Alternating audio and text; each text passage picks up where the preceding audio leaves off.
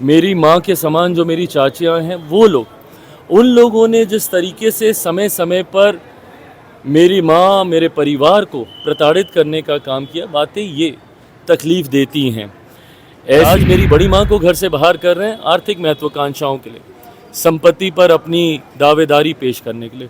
कोई दिक्कत नहीं है, तब भी मैं उम्र में इनसे छोटा हूँ, तब भी सर झुकाकर मैंने इनकी बातों का सम्मान किया था। पिता के जाने का सब आप ही हैं उस परिवार में, उनकी पीढ़ी के आप ही हैं, आप ही को ही सब करना है। अगर आपको लगता है कि परिवार में बंटवारा कर देना चाहिए, कर दीजिए, बता दीजिए सारी संपत्ति। आपके पास तो बहुत है, नामी बेनामी सब आपके पास संपत्तियाँ हैं।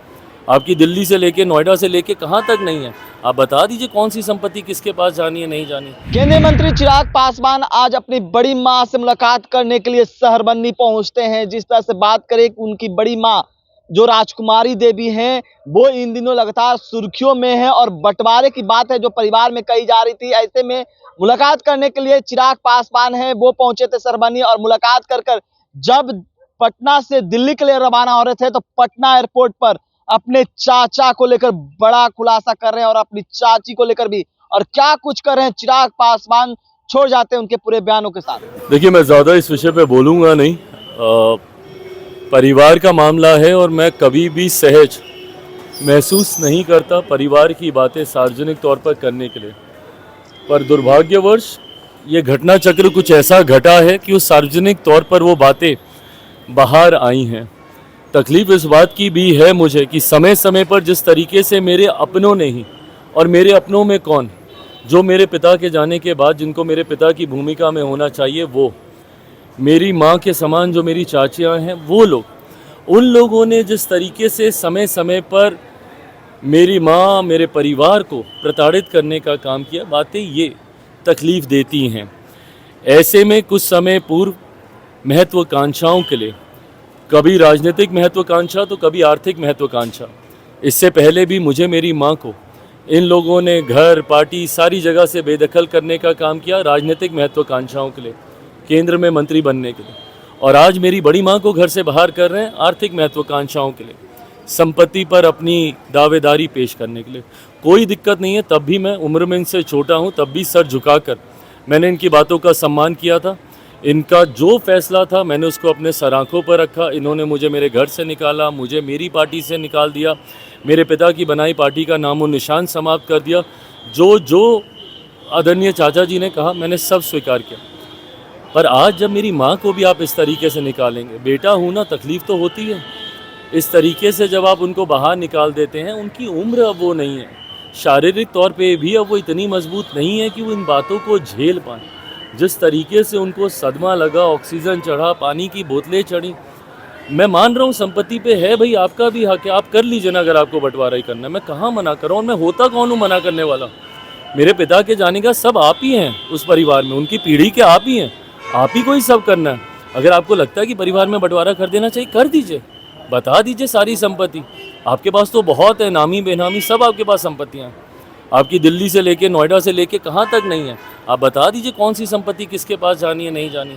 बट इस तरीके से मेरी माँ के साथ इस उम्र में उनके साथ ये करना, ये शोभा नहीं देता। जिस तरीके से चाचियाँ वहाँ पे दोनों गईं, उन्होंने जिस तरीके से उनका सामान बाहर फेंका, माँ को उस वक्त समझ में भी नहीं आया कि क्या चीज़ें उन्होंने रखी, क्या खोई, क्या मिला नहीं मिला, एकदम उनको समझ में ही नहीं आ रहा कि उनके साथ। और स्वाभाविक है, दशकों से वो वहाँ पे रह रही, आज से थोड़ी रह रही, दशकों से वो वहाँ पे रह रही। और जिस तरीके से ग्रामीणों में भी जो उनके साथ माँ के साथ लंबे समय से रहे, उनमें जिस तरीके से आक्रोश है, ताज्जुब तो मुझे यहाँ तक भी हुआ कि जिस तरीके से ग्रामीणों के द्वारा जानकारी दी गई, क्योंकि मुझे जानकारी में तो मेरे भी था कि हमारी चाची जो हैं वो सरकारी उसमें स्कूल में नौकरी शिक्षक के रूप में उनका एक लंबा कार्यकाल रहा।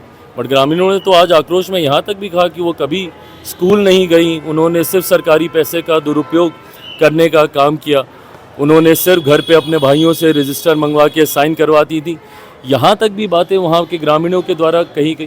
बहरहाल मेरा बस इतना कहना है कि अगर कोई भी ऐसी बातें हैं, मैंने उस वक्त भी ये कहा था 2021 में भी जब पार्टी परिवार टूटा था, कि घर की बातें हैं घर में बैठ के की जा सकती है। मैं कभी इस बात का पक्षधर नहीं हूँ कि घर परिवार की संपत्ति में बंटवारा हो, बट अगर आप ये भी चाहते हैं तो इसको भी बैठ के कर लिया जाएगा, कोई दिक्कत नहीं। अब राजनीतिक लड़ाई, परिवार की लड़ाई बनती जा रही है, परिवार की। भाई मुझे नहीं पता लड़ाई राजनीतिक है, पारिवारिक है क्या नहीं, बट इसमें महिलाएं दूर रहें, मेरी माँओं को इसमें ना लाया जाए। आग्रह बस मैं उतना ही करूँगा अपने चाचा जी से। वक्फ बोर्ड को लेकर तेजस्वी यादव सुप्रीम कोर्ट गए हैं। बिल्कुल जाना चाहिए, बिल्कुल जाना चाहिए। अगर आपको लग रहा है कि आपके पास उचित चीज़ें हैं अपने आर्ग्यूमेंट को सपोर्ट करने के लिए, आप प्लीज़ जाइए। और ताजुब तो इसी बात का है कि यही तो संशोधन हम लोगों ने वक्फ बोर्ड में किए हैं। हम लोगों ने और संशोधन क्या किए, यही तो किए कि आज की तारीख में अगर कोई गरीब मुसलमान है या किसी की भी आपने प्रॉपर्टी पे अपना कब्जा आपने दे दिया तो वो व्यक्ति कोर्ट भी नहीं जा सकता, न्यायालय भी नहीं जा सकता। ये प्रावधान तक नहीं थे अभी तक जो रूल्स एंड रेगुलेशंस थे वक्फ बोर्ड के। यही तो संशोधन हमने किए हैं कि कम से कम उस व्यक्ति को इतनी स्वतंत्रता तो हो कि वो न्यायालय जा सके।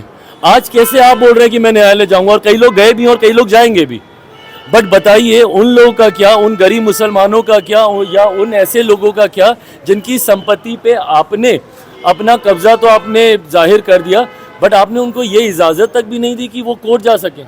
यही तो बदलाव हम लोगों ने किए वक्त में, और बदलाव क्या हुए हैं। बट इस बात को लेके ऐसा भ्रम फैलाया जा रहा है। मैं ये मानता हूँ पूरी तरीके से प्रो पुअर मुसलमान इसमें संशोधन किए गए हैं। आने वाले 2-3-4 महीनों में जैसे सीए का समय रहते रहते पता चल गया कि किसी मुसलमान की नागरिकता नहीं गई, धारा 370 हटने के बाद पता चल गया कि कहीं देश नहीं जला, ऐसे ही 2 महीने 3 महीने 4 महीने में अपने आप सबको समझ में आ जाएगा कि गरीब मुसलमानों को हक दिलाने के लिए उनको व्यवस्था के साथ जोड़ने की सोच के साथ ये संशोधन किए गए।